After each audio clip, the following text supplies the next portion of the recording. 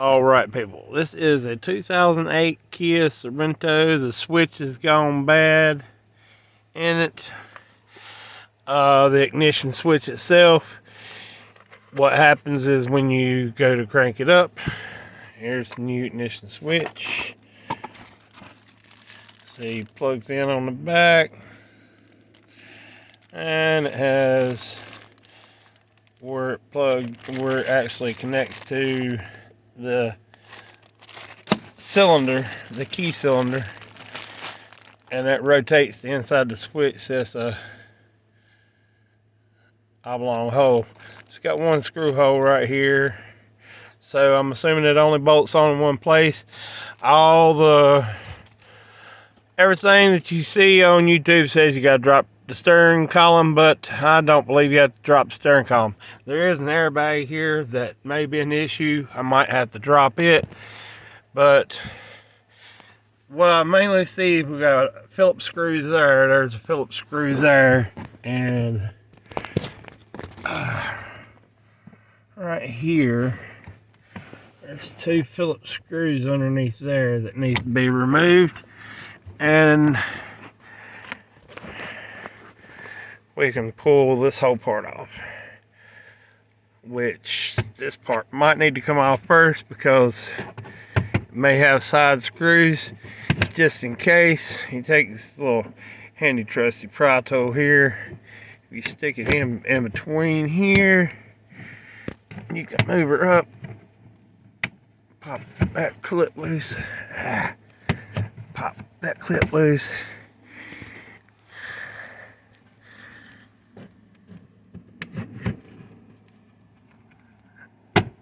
and pop that clip loose, and that clip loose, and you can slide her right out just like that. Bam. Yeah. And yep, there are two Phillips screws there.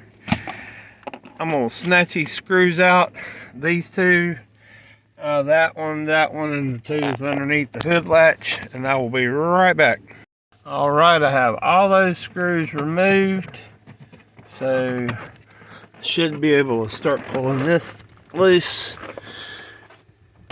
That literally goes right underneath that kick panel there, so it should be not an issue. There are clips up here, just pop,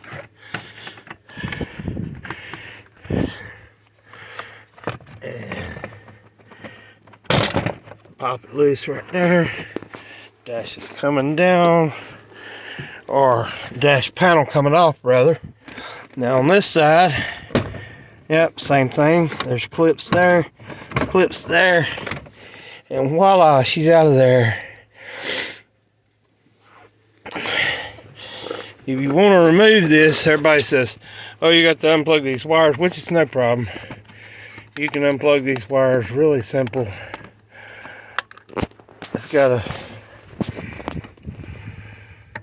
You can unplug them wires really simple, or you can just take unplug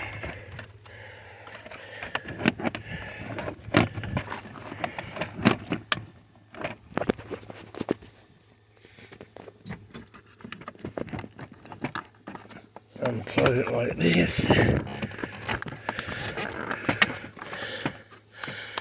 it's got a little tab.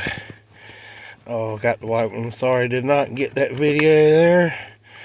A little tab here that you can push in to pop that one out, or you can, there's 4 clips here, you can push these clips in. Hold on one second. You can push those clips in like that and pops this out. You can rotate this a little bit diagonally and move it right out of the hole, but I can't do it with the camera in my hand, so hold on one more second. That was super simple. I'm gonna plug this other wire back up here and see where our next problem is. Alright, we got a header bar here that goes underneath the steering column itself. You're supposed to remove the steering column, but that goes behind there. You can actually see the ignition switch right back there. I believe it'll be easy to get to once I drop this, which is, there's a bolt there and a bolt there. Same on this side. It's just one bolt here. And there are 3 Phillips screws in the bottom of this plate. Here, we'll have to take this off. I'm gonna snatch it off. I'll at you in a second. Okay, see, I dropped that. Those 3 screws, and then 3 nuts, 10mm nuts. And you use a handy dandy snap-on impact ratchet. Takes them off really quick.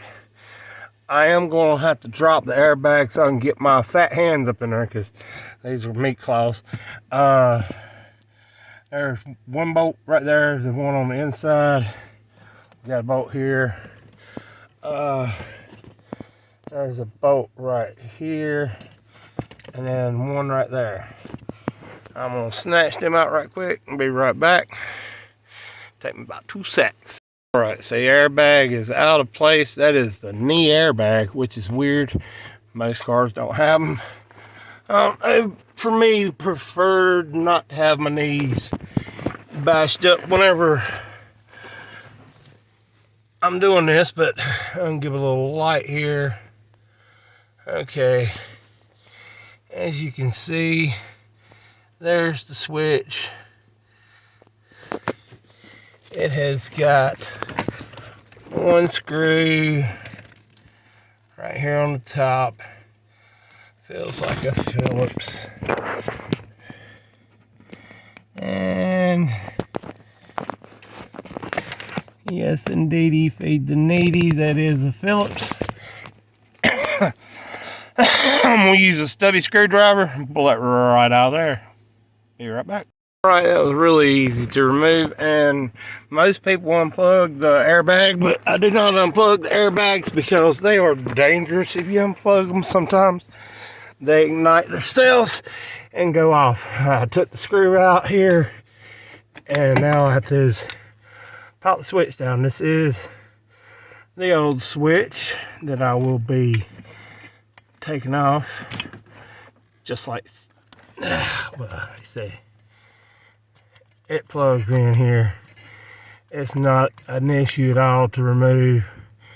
You literally just press that in your thumb and pull it right out.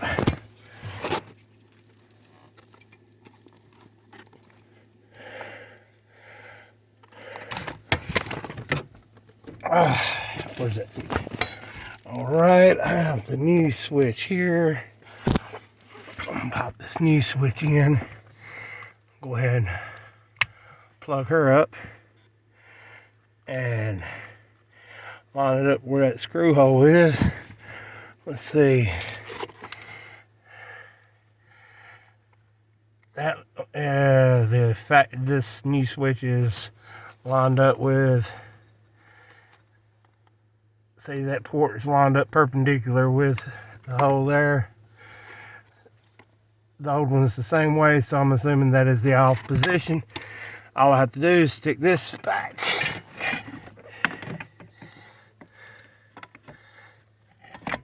In there, just like that.